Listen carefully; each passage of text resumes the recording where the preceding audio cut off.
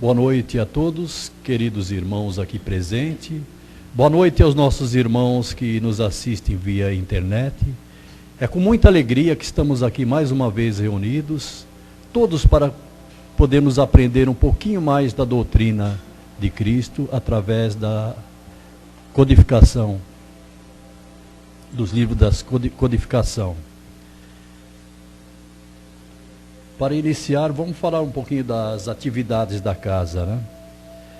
A casa, ela mantém palestras e passe todos os dias, menos as sextas-feiras. Aos domingos, às 10 horas, tem palestra, passes e a evangelização infantil. Segunda e quinta-feira, às 20 horas. Às terça-feira, às 20 horas, tratamento de passes para dependentes químicos, depressão, etc. Às quartas-feiras, às 14 horas e aos sábados, às 17 horas e 10 minutos. A casa está com uma nova atividade, né, aos sábados, a cada 15 dias, distribuindo café, leite e pão para os desabrigados. Quem quiser ou puder cooperar financeiramente ou também ajudando na distribuição, venha falar conosco depois da palestra. O plantão de atendimento é a segunda, terça e quinta-feiras, a partir das 19 horas e 15 minutos. Às quarta-feiras, a partir das 13 horas e 15 minutos. E domingo, às 9 horas e 30. Convidamos a todos para visitar a nossa livraria. Temos livros novos e usados, romances, livro da codificação, científico e outros. A casa também mantém um serviço social, todo segundo sábado de cada mês, distribuindo a 30 famílias 60 cesta básica. Se alguém quiser cooperar e ajudar nessa campanha de amor e solidariedade, poderá fazê-lo trazendo 1 quilo de alimento não perecível. E também fazendo essa campanha em seu prédio, na faculdade, no trabalho, onde quer que seja, né? Será bem-vindo para vir pessoalmente conhecer os nossos trabalhos. Bom, queridos irmãos, vamos então nos preparando. Vamos cerrando os nossos olhos físicos para que possamos nos concentrar melhor. Vamos elevar os pensamentos a Deus, esse nosso Pai de amor e bondade. Vamos sentir a presença do Mestre Jesus no meio de nós. Querido Mestre Jesus, estamos mais uma vez aqui reunidos. Nos ilumine, Mestre, para que possamos entender a lição de hoje. E não só entender, mas possamos colocar em prática no nosso dia a dia. Assim, querido Jesus, ficamos agradecidos e te pedimos a permissão para iniciar a palestra de hoje. Graças a Deus. Vamos abrindo os nossos olhos e vamos prestar bastante atenção no nosso companheiro Serginho, fará a palestra por todos nós. Ele vai falar do livro No Rumo da Felicidade, de Divaldo Pereira Franco. O espírito é Joana de Ângeli. Vai falar sobre a ansiedade. Sem ansiedade, né? Sem ansiedade. Porque ansiedade nós temos de monte, né? Então ele vai falar sem ansiedade. Seja feliz, Sérgio. Muito boa noite a todos. Sem ansiedade de preferência, né? Então, esse livro é belíssimo.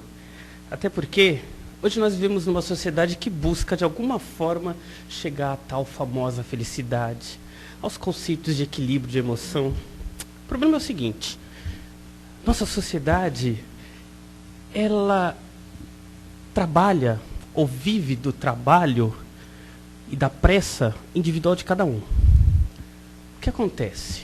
Imaginem que todos nós, nos dias de hoje, a gente vai ter uma premissa de que nós somos, baseado no texto, todos nós temos uma condição íntima ou interna que reflete o nosso externo. Explicando, é o seguinte, se a gente levanta um certo dia de bom humor, a gente está feliz nesse dia, a gente vai falar bom dia para o porteiro, para a mulher que está limpando lá embaixo. Provavelmente, se a gente tiver um carro, a gente vai entrar no carro e vai dirigir tranquilamente. A pessoa vai fechar a gente nem vai perceber que foi fechado. A gente vai estar numa fila e, muito provavelmente, se alguém entrar na nossa frente, a última coisa que a gente vai querer vai ser brigar com a pessoa. E aí nós vamos levando a vida naquele sentido de que o que explica ou o que acontece no mundo, se a gente perceber bem, não é o que está fora, é o que está dentro. Vamos agora partir para outra premissa. Imagina, então, naquele dia que a gente levantou com o pé esquerdo. Alguém já levantou com o pé esquerdo aqui alguma vez? Não. Tudo espírita. Espírita não levanta com o pé esquerdo, né? Troca o pé antes de levantar. E a gente levanta naquele dia em que a conta está atrasada, o marido não gostou da janta, ou a esposa brigou por algum motivo, ou vamos receber visita da sogra. Tudo bem, tem bastante sogra aqui, né? Nada contra. Apenas para entender o seguinte. Nesse dia em que a gente não está bem, muito provavelmente nós não vamos olhar nem na cara da pessoa que está, se a gente morar num prédio, descendo com a gente no elevador. Provavelmente vamos passar pelo porteiro e não vamos sequer olhar o coitado lá trabalhando. Vamos entrar na rua, provavelmente não vamos perceber os transeuntes, ou o metrô, ou no trânsito, e provavelmente, se alguém, não precisa nem fechar, se alguém simplesmente tiver menção de entrar na nossa frente, a gente provavelmente vai buzinar e vai xingar, vai baixar o vidro e vai querer brigar com o fulano. É interessante, nós percebemos então que o mundo é o mesmo. Recentemente, na Inglaterra, eles fizeram uns exames com gêmeos. Eles perceberam o seguinte, gêmeos que eram trocados, nasciam e aí tinham um parto equilibrado, depois eram separados por alguma razão, morando em países totalmente separados, eles mantinham uma condição interna, vamos chamar de condição de felicidade, para não ter outro, já que a gente não tem outro nome para isso, na qual, apesar das diversidades deles estarem em mundos totalmente separados, com famílias diferentes, eles não, e é interessante isso com gêmeos, eles tinham basicamente o mesmo comportamento. Por exemplo, teve um caso de um que nasceu, os pais, por um problema natural, morreram, então foram adotados por uma família rica, outro por uma família pobre. Os acontecimentos que houveram na vida dos dois fizeram com que um tivesse mais problemas e o outro menos problemas materiais, digamos assim. Mas, fazendo a pesquisa e as pessoas acompanhando, descobriram que a satisfação interior dos dois era a mesma. O pobre ou o rico tinha uma satisfação interna igual. Mas, afinal de contas, o mundo que ele vive não era... Faltava as coisas. O mundo que o outro não vivia não tinha as coisas. Então, por que eles tinham? Porque a satisfação interna já vinha lá do começo de uma gestação equilibrada, de um nascimento muito provavelmente muito amoroso. E ali, o resultado disso foi 2 filhos que se sentiam amados. Apesar de ter perdido os pais, eles ainda continuaram mantendo o equilíbrio interior. O Dalai Lama diz o seguinte, numa das palestras que ele profere, ele fala que as pessoas buscam a felicidade confundindo-a com desejos. E ele completa, infelizmente, toda vez que a gente tem desejo, é que a gente está infeliz com alguma coisa na nossa vida. Por exemplo, eu quero comprar alguma coisa que eu não preciso no momento, mas eu quero. Eu vou passar naquela loja, eu vou olhar, eu vou querer comprar, mas eu vou comprar. Não, eu quero comprar. O que é isso? É uma insatisfação interior. A nossa insatisfação interior leva-nos a desejar as coisas para substituir aquilo que a gente não tem. Falsa sensação de felicidade. Na verdade, não é falsa sensação de felicidade. É que quando nós adquirimos, nós temos lampejo da felicidade. Quando nós temos o poder de compra. E é uma situação difícil agora, né, com cartão de crédito. Mesmo sem poder de compra, a gente compra e vai comprando. Quanto mais se compra, mais a gente provavelmente tenta tampar um buraco interior. E descobre-se nos dias de hoje que esse buraco interior, se ele for alimentado de desejos e não de busca de felicidade, ele não tem fim. Por exemplo, se a gente pegar o homem mais rico do mundo, provavelmente ele vai querer mais, porque o buraco do desejo não tem fundo. Se buscarmos uma pessoa que não tem bens materiais, mas ela tem um equilíbrio interior bom, ela é feliz. a felicidade não está amarrado a ter ou não ter, mas sim buscar dentro das suas condições o equilíbrio. E a ansiedade, que é o tema principal, advém do desequilíbrio interior que nós temos. Essa ansiedade, ela nada mais é do que reflexo daquilo que nós somos. Nada de falarmos, é reflexo do mundo, da vida, é a correria, é meu chefe, meu marido, não, aqui é meu filho. Como nós percebemos esses acontecimentos é que vai refletir. O acontecimento em si vai acontecer de qualquer jeito. Se pegarmos pessoas totalmente diferentes aqui nessa sala e pedirmos para vivenciar o mesmo problemas, a percepção delas vai ser totalmente diferente. Uma vai sofrer mais, outra vai sofrer menos. Então, o aspecto é interior. E nós sabemos nos dias de hoje que isso acontece mesmo. Quando algumas pessoas conseguem, através da religiosidade, é importante a religiosidade, porque traz o equilíbrio interior. Acreditar em algo faz milagre, porque faz com que a gente crie dentro de nós os aspectos interiores de equilíbrio. Tanto é que os americanos sabem disso que agora eles liberaram. Não, pode entrar, pode orar pela pessoa. Eles sabem que o aspecto religioso dentro dos hospitais é muito importante, porque reequilibra as pessoas. Acreditar em algo gera em nós algo bom. E a gente sabe que isso não é de hoje. Mas a gente tem que entender, afinal de contas, então, em que ponto nós estamos desse equilíbrio interior. Porque a ansiedade, a preocupação, tudo isso são reflexos interiores. Mas como é que eu chego lá? Como é que eu me conheço? Nós temos que buscar isto lá no aspecto mais profundo. Jesus ele já nos preparava, né, quando ele falava dos pobres de espíritos. E mesmo quando se falava dos pobres de espíritos, a gente não entendeu bem, afinal de contas, Jesus falava de quem? Dos pobres? Dos ignorantes? Afinal de contas, quem eram os pobres de espíritos? Quem eram aqueles seres que Jesus se dedicava? E Jesus ainda lá na lição posterior falou, seja como as criancinhas, sejam como as crianças. As crianças não vêem maldade no que está no mundo, e sim curiosidade no que vai acontecer. Né? Então os pobres de espíritos, afinal, são o quê? São coisas que a gente tem que estudar e não só passar pela letra, porque a letra mata. Nós temos que, cada vez que lermos alguma frase, nós temos que ter um entendimento real disso. Lá no Velho Testamento, alguém chegou perto dessa explicação. Para quem já leu o Velho Testamento, tem um texto glorioso, que é o choro de Jeremias, as portas do muro dos judeus. Porque eles foram, na verdade, a Judéia foi atacada, e os muros caíram por terra, e Jeremias vê aquela situação toda. E Jeremias chora, porque o povo virou escravo, uma boa parte morreu e outra parte foi levada pelos invasores. E ele escreve aquilo que ele chora. E no Velho Testamento, para quem ler, eles falam, nós lemos em português, mas em português nós não temos a medida exata do aramaico, do jeito que foi escrito. Ali foi uma sílaba, foi uma poesia escrita em aramaico, na qual as frases tinham a função de dar a sonância era de lamentação. Então, as pessoas que conhecem a língua entenderam bem quando leram o choro de Jeremias. Hoje nós lemos como, ele chorou, mas não, ele chorou mesmo. Dizem que ele chorou rios. Mas o que era aquilo? Imagina o seguinte, ele perdeu a família, ele perdeu os amigos, ele perdeu os filhos, ele perdeu a confiança? Não, porque senão ele não teria continuado lá. Mas ele perdeu tudo que o homem poderia perder até então. Tudo. E vamos ver nós, então, como é que nós somos, se a gente for nos dedicar a entender o pobre de espírito. Imagine, tire nossos amigos, tire nosso emprego, tire a nossa família de perto de nós, tire nosso carro, tire nossos bens materiais de nós. Imagine que nós não temos mais nada. Nós continuamos confiando? Realmente nós somos pobres de espíritos? E aqui, na palestra, e qualquer palestra espírita, nós não estamos exaltando a pobreza, pelo amor de Deus. Temos que buscar nossos objetivos, porque nós vivemos no mundo material, não é isso.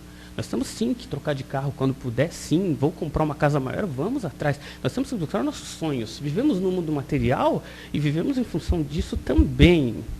O interessante não é só isto, é entendermos que nós, enquanto em vida, nós temos que entender o ser espiritual que vive aqui também. Então, se nós formos realmente retirados de toda essa condição perdemos tudo à nossa volta, o que sobra? Sobra alguma coisa? E se sobra confiança? E essa confiança, ela nos dá força ou nos dá fraqueza? Aí é o pobre de espírito. O pobre de espírito é aquele que, mesmo se for retirado tudo que está em sua volta, mesmo que ele se encontrar no ser mais esquecidos aparentemente do universo, ainda assim ele sabe que é um ser iluminado, porque só sobra exatamente aquilo que ele é, o espírito. E ali ele consegue ter condição de entender, afinal de contas, para onde ele vai e o que ele quer.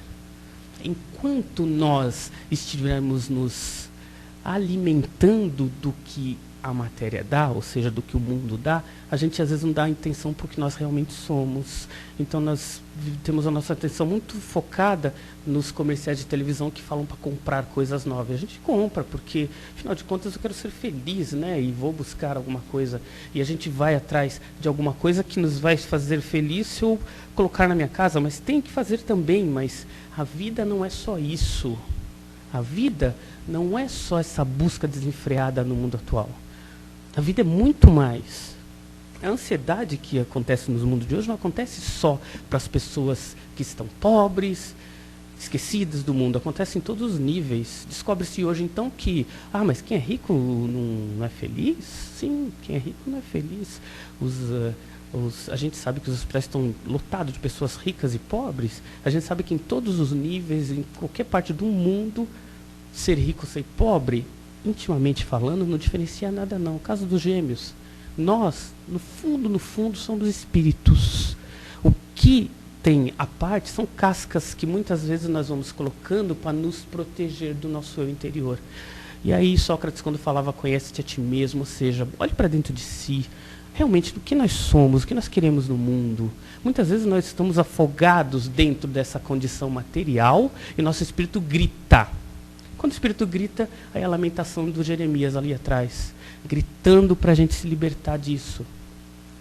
Viva sobre a matéria, mas não seja dominado por ela. Viva com as coisas do mundo, mas não seja dominado por ele. Seja livre. E aí nós vamos buscar e entender melhor. Porque as pessoas hoje em dia, nós vemos no mundo, na qual a Organização Mundial da Saúde fala que o grande flagelo, as pessoas estão se suicidando, estão se matando, estão entrando em grandes depressões. Mas o mal do século é a depressão. E a depressão, ela não escolhe nível social.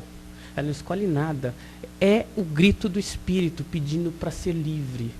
Como nós passamos boa parte da nossa vida empanturrando esse nosso espírito com as coisas do mundo, esquecemos dele, ele começou a gritar.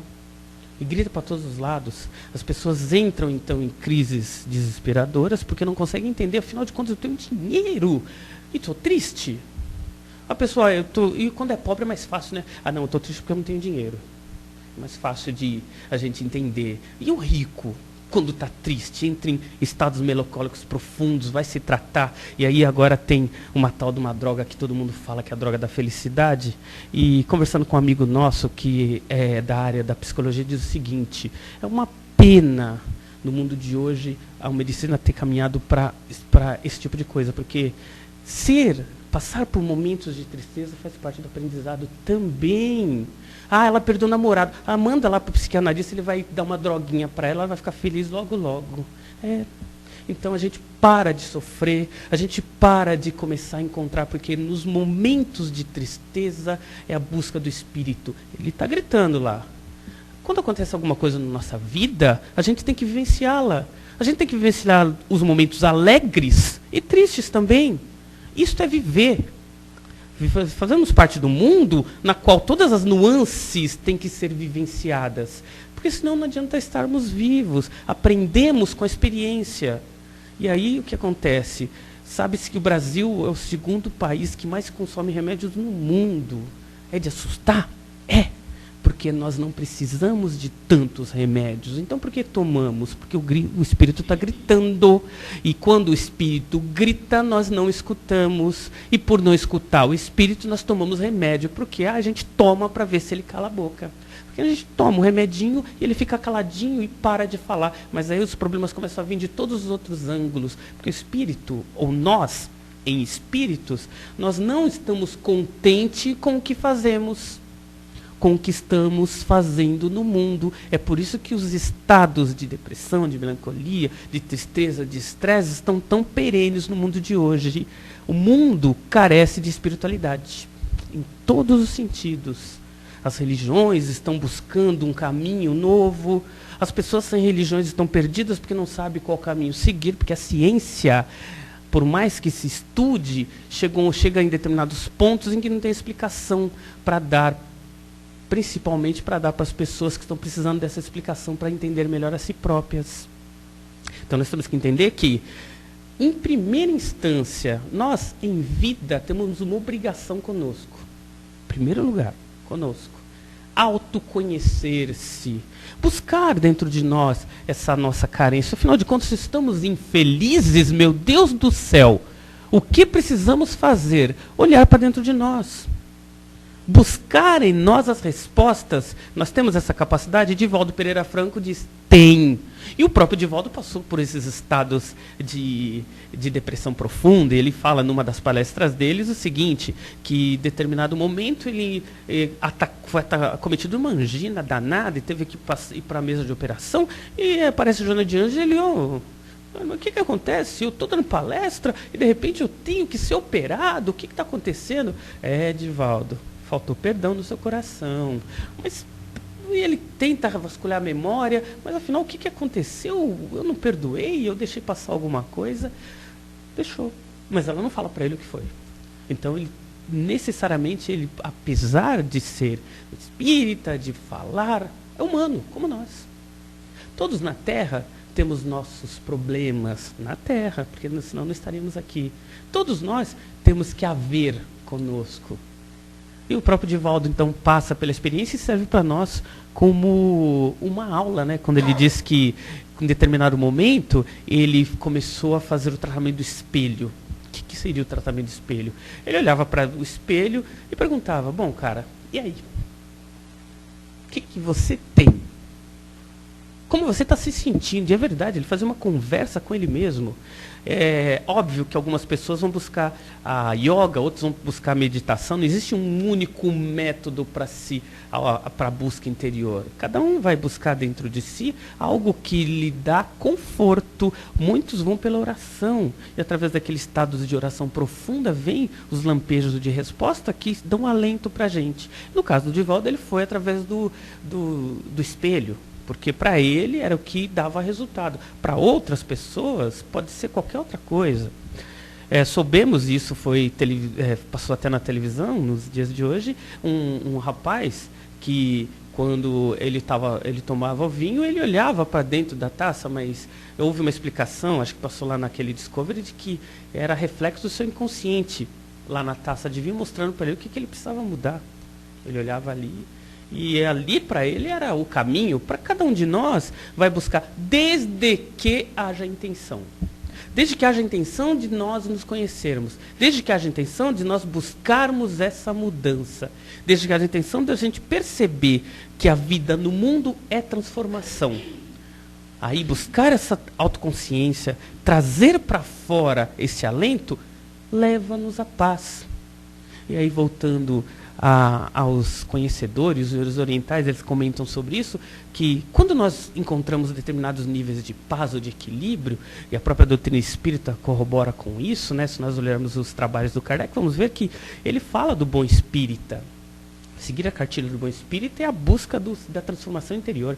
E quando a pessoa começa a buscar esse ser, ele entra em estado de equilíbrio. Que estado é esse de equilíbrio? Ele não vai sofrer mais? Vai. Ele não vai ter os aspectos de dificuldades na vida? Não, ele vai conseguir passar. Mas acontece o seguinte, imagine que nós temos uma linha mestra, que somos nós. Se a gente conseguir atingir um estado de equilíbrio, por mais que nós soframos os desníveis das dificuldades da vida, tendemos a voltar para o aspecto natural. E isso acontece mesmo. Porque muitas pessoas sofrem, por exemplo, morreu minha mãe e eu entrei em estado profundo de depressão. É natural, morreu alguém querido. Sofrer com isso é natural também. É nessas horas, muitas vezes, que nós entramos em estados profundos e conseguimos buscar em nós respostas para muitas outras coisas, desde que a gente não tome remédio para não sofrer. E o que acontece, então? Se a pessoa passa por esses estados e aí se aprofunda, tem um momento, graças ao bom Deus, que é o nosso equilíbrio íntimo, que nos leva para a tona de novo. Aquelas pessoas que não conseguem subir é porque não criaram dentro de si esses equilíbrios. O que acontece então é que ela se aprofunda e não consegue subir mais para o estado de equilíbrio. Por quê? Porque não era equilíbrio. Vivia dentro de uma condição que não era o equilíbrio dela. Então qualquer coisa que acontece na vida da pessoa e ela sofre e não consegue voltar para o estado atual, é porque é falta de preparação. Todos nós podemos passar por isso, desde que a gente não se prepare.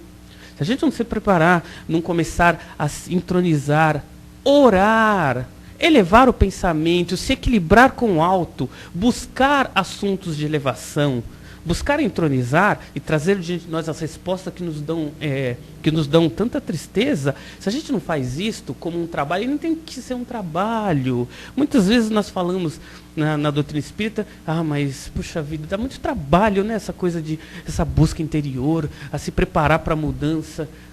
2 minutos por dia. Quando acordar ou quando dormir. Só 2 minutinhos antes de dormir. Repassa o dia. É um trabalho de entronização. Custa nada. Desliga a televisão, se a televisão estiver no quarto. Passa 2 minutos orando. Tem um pensador americano que diz o seguinte: as pessoas comentam que é muito difícil se manter integrada com os conhecimentos, com as coisas, com a literatura mesmo. E quando conversam com pessoas que conhecem muito, falam, nossa, mas ele tem tempo, né? E esse pensador diz o seguinte: se cada um de nós reservar 15 minutos por dia para ler as grandes literaturas do mundo, em 5 anos nós vamos ler todas as literaturas do mundo. Todas. 15 minutos por dia. Se a gente tiver 15 minutos por dia, nós então nos tornamos intelectuais. Se a gente quiser, esse mesmo exemplo serve para essa busca interior. 2 minutos por dia, se a gente se dedicar para essa entronização, para pensar, oh meu Deus, deixa eu ver o que eu fiz de bom, deixa eu olhar para dentro de mim para ver o que eu posso mudar. E de manhã, tenta refletir sobre as coisas que vão acontecer durante o dia. Bom, deixa eu tentar verificar o melhor para o dia, para as pessoas que estão comigo. Isso é uma oração. Pensar nas pessoas que estão conosco, pensar no trabalho, mas que as coisas andando bem antes de acontecer, começar a realmente refletir sobre as coisas que já ainda vão acontecer no bem. Nós começamos então a trazer e a criar dentro de nós um mecanismo de defesa, que é o equilíbrio. Pode acontecer durante o dia coisas que vão nos tirar do sério, e vai. Mas o nosso mecanismo de defesa nos puxa para cima de novo, porque a gente está se acostumando. Desculpem, a gente está se acostumando ao equilíbrio. Então, está se acostumando a andar de forma positiva. Ao passo que, muitas vezes, nós vivemos uma vida na qual nós não ligamos para a busca interior, gostamos muito mais de ver novela e olhamos o filme ou qualquer coisa, deitamos sem orar, sem sequer refletir, sem pensar em nada, acordamos de manhã exatamente como dormimos. Então o que acontece? Nossa vida interior é reflexo do nosso dia a dia. Então, se nossa vida interior ela se abala com qualquer coisa, é porque carecemos dessa busca, dessa transformação. Se nós não fazemos, vamos viver estressados? Vamos ter problemas em todos os âmbitos da vida? Vamos nos preocupar com qualquer coisa? Vamos, porque é isto que estamos fazendo conosco. Uma alimentação equilibrada gera um corpo equilibrado, gera uma vida mais saudável. A vida mental funciona da mesma forma. Uma vida mental equilibrada gera em nós aspectos que vão refletir no nosso dia a dia, em equilíbrio, em saúde e menos estresse. Quando falamos em menos estresse é porque é quase impossível falar não vamos ter estresse nenhum. Estamos num mundo em que o aspecto do dia a dia reflete nós, mas quanto mais equilibrados, quanto mais buscarmos esse equilíbrio interior, melhor vai ser o mundo. É uma coisa que nós temos que trazer conosco, hein? Cada vez que um ser, qualquer um de nós, se equilibra, o mundo se ilumina um pouquinho mais. Muita paz a todos.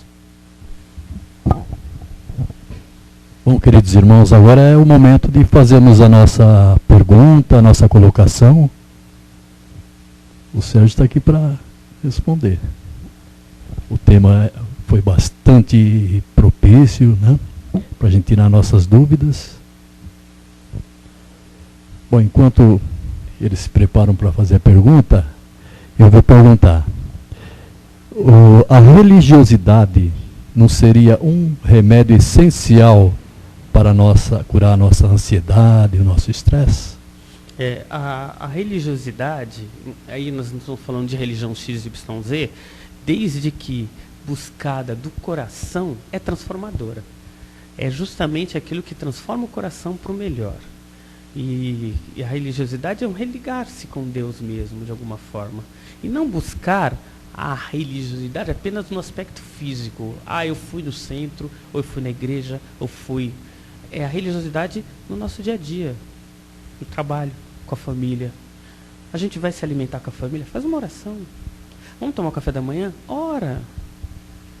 Sabe, vai receber os amigos, prepara a casa, faz uma oração antes dos amigos chegarem. Religiosidade é ficar íntimo com Deus, não bitolado. Íntimo com Deus é sentir de coração. E a religiosidade, quando falamos em oração, oração não precisa ser falada, pode ser pensada. Muitas vezes nós esquecemos do básico, né? Nós somos seres espirituais. E o pensamento é a linguagem do espírito. Mais alguma pergunta?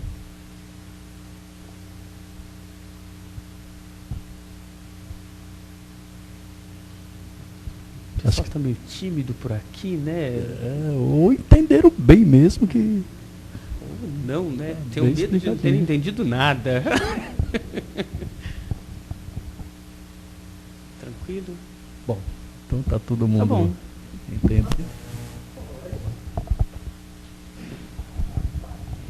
Acho que está desligado o seu, hein? Dá uma olhadinha. Tá ligado? Então. Nos Estados Unidos, como você falou, ultimamente eles têm visto nos hospitais que eles têm usado a religião para cura. Isso eu já vi outro dia na internet, que é um absurdo que eles estão abismados de ver como ajuda a religiosidade, como ajuda, né? A fé que eles têm, que os outros vão lá, que vão orar por eles, de qualquer religião que seja, como está ajudando eles. É impressionante, pessoas que estão desenganadas, quando vão lá, que vão orar todo por isso, mas eu acho que é a fé. É a religião, mas não é a fé. É que a fé, se a gente falar, por exemplo, aqui para nós, quem tem fé, o aspecto de fé, ele é muito pessoal.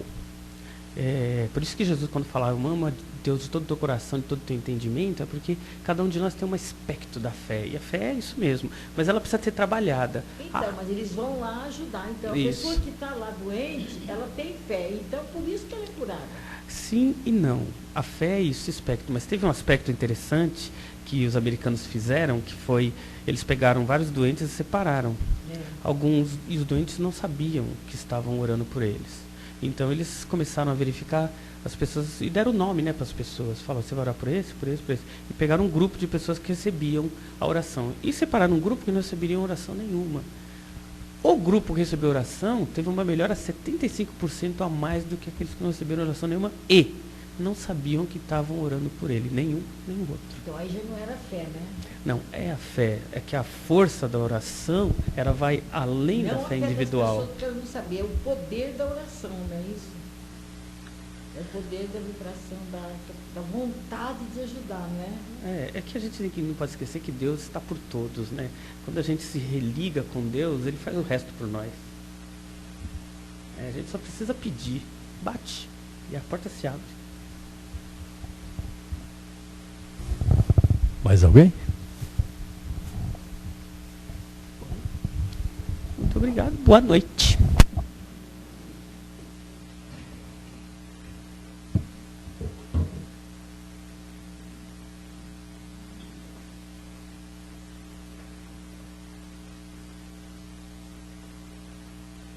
Bom, queridos irmãos, agora é chegado o momento de praticarmos a nossa religiosidade. Vamos praticá-la vibrando. Vamos então cerrar os nossos olhos físicos mais uma vez. os nossos pensamentos voltados a Deus, a Jesus. Vamos doar o nosso amor, o nosso carinho para todos os nossos irmãos que necessitam de auxílio neste momento. Vamos em pensamentos, nos dirigindo aos hospitais, onde lá encontro aquele nosso irmão no leito de dor. Vamos pedir para que Jesus ilumine a todos, ilumine médicos, enfermeiros, funcionários todos, que possam dar o melhor de si em prol desses irmãos que sofrem a dor física. Que Jesus ampare a todos. Vamos nos dirigindo também para as ruas, viadutos, onde lá encontro aquele nosso irmãozinho desabrigado, ao relento, com fome, muitos deles tomados pelos vícios. Que esse nosso amor chegue até eles. Que Jesus ampare a todos. Queridos irmãos, vamos elevar os nossos pensamentos aos presídios, onde lá também encontro aquele nosso irmão que cometeu infrações, delitos, que eles possam se arrependerem e o tempo que estiverem lá possam estar se preparando, colocando amor em seus corações, e ao se libertarem, posso estar preparado para a vida de paz, de harmonia.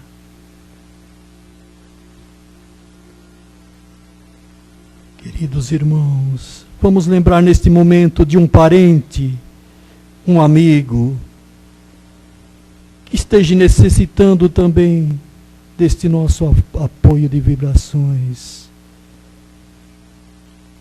Que esse nosso amor chegue a cada um deles.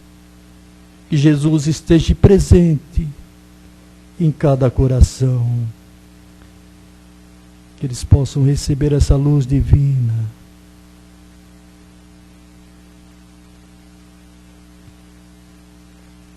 Vamos, queridos irmãos, vibrar para todos os nossos lares, para que haja paz, que haja união, que haja amor, equilíbrio,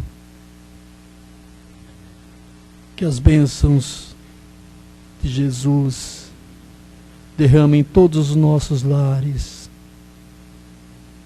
o amor.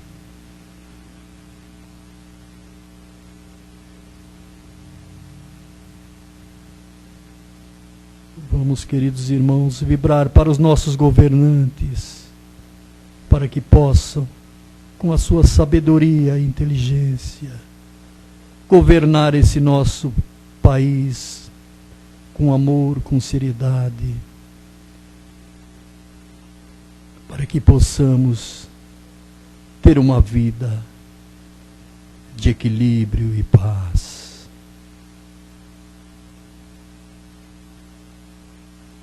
Assim, Mestre Jesus, te agradecemos por mais esta oportunidade de estarmos aqui, vibrando. Que possamos, numa próxima oportunidade, novamente estarmos aqui, doando esse amor, este carinho. Vamos agradecer a Deus por este momento, a Jesus, agradecer aos nossos irmãos da espiritualidade que aqui estiveram conosco, principalmente esses irmãos que partiram com a dependência do vício. E no dia de hoje, participam conosco aqui, para que possam receber também essas bênçãos de Jesus. Querido Jesus, que possamos ter uma semana de paz, de harmonia, possamos voltar para os nossos lares com segurança, e que na próxima semana possamos estar aqui novamente, Jesus. Agradecido que estamos, te pedimos a permissão para encerrar os trabalhos de hoje. Assim, queridos irmãos, vamos voltando a este ambiente, abrindo os nossos olhos e vamos manter essa paz, essa harmonia e nos prepararmos para que possamos receber os benefícios dos passes. Graças a Deus.